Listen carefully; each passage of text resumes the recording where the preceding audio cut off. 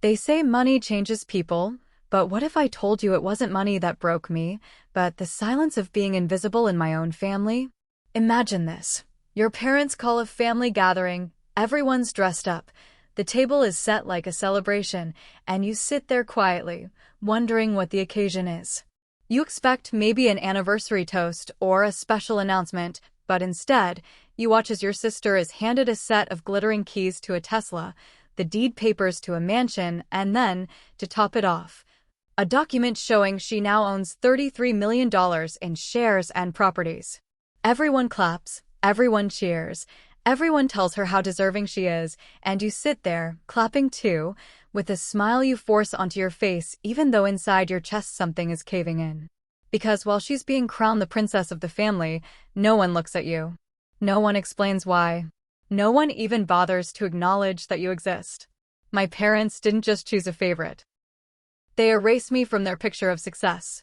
But fate has a strange way of balancing things out, because just when I thought I was destined to remain the unwanted shadow in the background, a stranger appeared in my life. A stranger who handed me an envelope that changed everything. And if you stick with me until the end of this story, you'll see why sometimes being ignored is the biggest blessing life can give. But before I take you through this emotional journey, make sure you hit that subscribe button, because here on Swift Revenge we tell stories that remind you of one thing: life has a way of shocking us when we least expect it. After that night, I realized silence can be louder than any insult. My sister, Clara, basked in the glow of her newfound empire, because that's what $33 million, a mansion overlooking the city, and a brand new Tesla amounts to.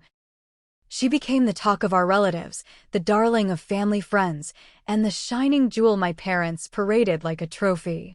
Invitations rolled in for her housewarming party, photos of her luxury car flooded social media, and my parents couldn't stop telling anyone who would listen about their brilliant, successful daughter.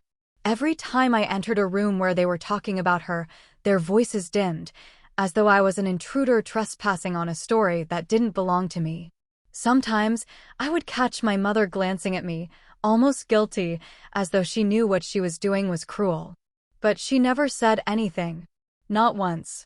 My father was worse. He pretended I wasn't there at all. If he mentioned my name, it was usually in the context of comparison. "If only you could be more like Clara," he'd say, shaking his head when I offered to help around the house or when I spoke of my own plans. I wasn't jobless. I wasn't lazy. I worked long shifts at a bookstore, I studied hard in college, and I dreamed of building a life on my own terms. But in their eyes, I was still the lesser one, the invisible child, the one who didn't deserve the inheritance, the trust, or even the basic recognition of worth. I'd come home after 12-hour shifts exhausted, only to find my parents sipping wine on Clara's new balcony, admiring her new world while I ate leftovers alone in the kitchen. It wasn't the lack of money that hurt, it was the lack of love. And yet, as bitter as it sounds, I didn't even hate Clara. She hadn't asked for this. She accepted the gifts with grace, but she looked at me sometimes with an expression that seemed to say, "I'm sorry." The mansion, the Tesla, the millions, they weren't her sin. The sin was my parents' favoritism, their decision to weigh one child's worth against another and declare the other a zero. For weeks, I carried that heaviness around like an invisible stone on my back. Until one day, when everything began to change. I was walking home from work, dusk painting the sky in burnt orange, when I noticed a man leaning against a black car parked near my apartment building. He was tall, suited, with an air of authority that made me uneasy. I almost walked past him, pretending not to notice, when he called my name. "You're Michael, aren't you?" My heart skipped. He knew me. And in his hand was a plain white envelope. The man's voice was calm, steady, but it carried weight, the kind of tone that immediately made you pay attention. I froze for a second, my mind racing through possibilities. Who was he? How did he know my name? Why was he waiting outside my building like he'd been expecting me? My instinct screamed at me to walk away, but something in his eyes, sharp yet not unkind, rooted me to the spot. Slowly, I stepped closer. "Yes, I'm Michael," I admitted cautiously. He extended his hand, offering me the envelope. "This is for you." It was always meant for you. Confused, I took it, my fingers brushing the thick paper. My pulse hammered as I stared at the unmarked seal, plain and ordinary, yet suddenly heavier than gold. Who are you? I demanded, trying to sound braver than I felt. He gave me a small, knowing smile. Let's just say, I worked with someone who cared about you more than you realize. Someone who wanted to make sure you got what you deserved. Before I could ask more, he stepped into the black car, the door shut with a solid click, and the vehicle drove away, vanishing into the night. I was left standing under the fading glow of the streetlight, clutching the envelope like a lifeline. My legs felt weak, so I hurried upstairs, heart pounding, locking the door behind me as though the envelope contained secrets too dangerous to leave unguarded. I sat at the small wooden table in my tiny apartment, my hands trembling as I broke the seal. Inside, there was no letter. Just a key, a bank statement with a staggering sum under my name, and a short, handwritten note. You don't know me, but I knew your father. Not the man in your house, the man who loved your mother before she married him. You are his son. He wanted you to have this when the time was right. My breath caught. My eyes ran over the words again, unable to believe them. My father? Not my father? My whole body shook as if the ground beneath me had split open. The bank statement alone made me dizzy, more money than I could process, more than my parents had ever even mentioned. But the words, "You are his son," echoed louder than the numbers. A storm of questions raged in my head. Had my mother kept this from me all my life? Did my so-called father know? Was this why they never saw me the same as Clara, because deep down, I wasn't even his blood? I dropped the papers onto the table, burying my face in my hands, tears burning my eyes. I had always wondered why I felt like an outsider in my own family, why love seemed rationed to me while Clara was showered in abundance. Now, here was the answer in black ink. I didn't belong to them the way she did. And yet, this stranger, this unknown man who had somehow known the truth, had given me a gift my parents never had: recognition. A key, a sum, a truth. For the first time in my life, I wasn't invisible. The next morning, I woke with the envelope still lying on the table, its contents spread before me like pieces of a puzzle I couldn't yet solve. My eyes were raw from lack of sleep, but my chest burned with a mixture of anger, betrayal, and something dangerously close to hope. I knew I couldn't carry this revelation alone, not anymore. For years, I had swallowed silence, endured the comparisons, the slights, the way my parents' gazes skimmed past me as though I were a shadow in my own home. But now, armed with the truth, I felt a fire in my veins. I grabbed the envelope, shoved it inside my jacket, and marched to the mansion, yes, the one my parents had gifted Clara with fanfare, balloons, and champagne only weeks ago. My knock on the door was not the hesitant tap of the forgotten son. It was loud, sharp, unyielding. Clara opened it, her face glowing with entitlement, wearing a silk robe as if she'd been waiting for servants. "Michael," she said, her tone already laced with annoyance. "What are you doing here?" "If you've come to," I brushed past her before she could finish, my boots echoing on the marble floor that had been bought with their so-called love. "Where are they?" I snapped. My parents appeared from the grand dining room, surprised, holding glasses of orange juice like royalty at brunch. "Michael," my mother said carefully, as though speaking to a stranger, "why didn't you call?" "You can't just barge in enough," I cut her off, pulling the envelope from my jacket and slamming it onto the polished oak table. The key clattered, the papers fanning out.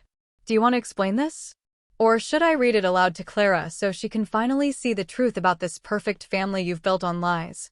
My father's face drained of color, his grip tightening around his glass until it trembled. My mother froze, her lips parting but no sound escaping. Clara stepped closer, picking up the paper, her brow furrowing as she scanned the words. "What is this?" she whispered, her eyes darting to them, then to me. "Who is he talking about? His son? What does this mean?" My mother reached out as if to snatch the letter, but I was quicker, grabbing it back and holding it high. "It means everything you ever made me believe about myself, that I wasn't good enough, that I wasn't worth investing in, was because I wasn't his blood. Isn't that right?" My voice cracked, but I didn't care. For once, I wanted the walls to shake with my truth. My father's jaw clenched, veins rising on his temple. "Michael," he began, his tone low, warning, like a storm about to break, "you don't understand what you're playing with." "Don't I?" I shot back, thrusting the bank statement at him. "Because this says otherwise. Someone out there, someone you never told me about, thought I deserved this. Someone who isn't even here anymore did more for me than the two of you ever did." Silence fell heavy. Clara's eyes widened, flickering with confusion and fear. My mother lowered herself into a chair, her hands trembling as though the weight of years had finally crashed upon her. Then, in a voice so soft I almost didn't catch it, she said, "He was your real father. I promised him I would raise you as my husband's child. I thought I was protecting you." The words cut deeper than any blade. Protecting me? By erasing me? By gifting Clara a mansion, millions, and a Tesla while leaving me to rot in the margins? Rage surged through me. "You didn't protect me," I said, my throat raw. "You destroyed me. And now? Now the truth has found me, whether you like it or not." The room felt suffocating as my mother's confession lingered in the air, twisting into the silence like smoke. Clara's hand shook as she gripped the edge of the table, her once smug expression cracking with disbelief. "Wait, are you saying Michael isn't Dad's son?" Her voice cracked, a tremor running through her perfect composure. "You mean all these years you lied to us? To me?" She looked at them, eyes wide, as though the marble beneath her feet had given way. My father's lips thinned, fury and humiliation battling across his face. "Enough," he barked, slamming his palm on the table. "This doesn't concern you, Clara." But Clara stepped back, her robe swishing, her voice trembling now. "Doesn't concern me? Everything I have, the house, the money, the car, came from a man who ignored his own son for a lie? How does that not concern me?" Her eyes snapped toward me, tears forming. "Michael, I didn't know. I swear I didn't know." I wanted to believe her, but memories flooded back. Every time she smirked when our parents compared us, every time she flaunted her gifts while I patched up old shoes, every time she told me I should be grateful for scraps. Whether she knew the truth or not, she had basked in the empire built on my erasure. And now the cracks were showing. I pulled out the last sheet from the envelope, a notarized letter from the lawyer of the man who had left it all to me. His words rang louder than the storm brewing in that room. "Michael, if you're reading this, then I am gone. I know I failed you in life, but I wanted to give you what I could in death, a chance to stand, to be seen, to never again feel less than you are. You are my son. My legacy is yours." My throat closed as I read it aloud, my voice trembling with every word. Clara pressed a hand to her mouth. My mother's face crumbled, tears streaking her cheeks as if a dam had broken. My father, however, seethed. His fists clenched, his jaw tight, his pride bleeding out like a wound. "He was nothing," he spat. "A mistake. I raised you. I put food in your mouth.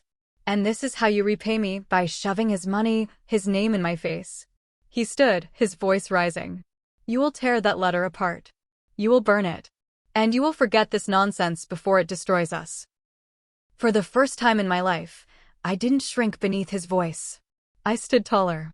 My hands no longer shook. "No," I said simply, powerfully, letting the word reverberate through the mansion's walls. "I am done living as your shadow. I am done being erased. This," I held up the letter, the bank statement, the key. "This is my life now. My father saw me, even if you never did. And I will honor him, not your lies." Clara's sob escaped, raw and unguarded. "Michael," she whispered, stepping toward me, "I don't care about the house or the money anymore. I just don't want to lose you. I thought I had everything, but I see now I had nothing without truth. Please, don't walk out of my life forever." Her plea cut through my rage, leaving me torn between the sibling I had lost to envy and the one reaching for me now with trembling hands. My mother wept openly, guilt pouring out in broken apologies. But my father. He turned away, shoulders rigid, refusing to bend, refusing to admit the empire he built was born on cruelty and denial. I turned toward the door, my fingers tightening around the envelope, my chest rising with newfound breath. "I don't need your mansion. I don't need your millions. I don't need your Tesla, I said, looking back at Clara, then at my parents. Because I finally have something you can't take from me, truth. And truth is worth more than all your lies. With that, I walked out into the sunlight, the key heavy in my pocket, the legacy of a man who chose to see me waiting like a door finally opening after years of being locked away. Behind me, I heard my mother's sobs, Clara's desperate voice calling my name, and my father's silence, a silence louder than any rage. But I didn't look back. For the first time in my life, the road ahead was mine. Not theirs. Mine. And as I walked down that path, I thought of you. The one watching the story, feeling every heartbeat, every betrayal, every revelation. If you've ever been cast aside, told you weren't enough, erased by the very people who should have lifted you, remember this. Sometimes, family isn't the one you're born into, but the truth you find, the strength you claim, and the legacy you decide to carry. And if this story touched you, don't forget to like, share, and subscribe, because here, in this place, your voice matters, your story matters, and you are more than enough.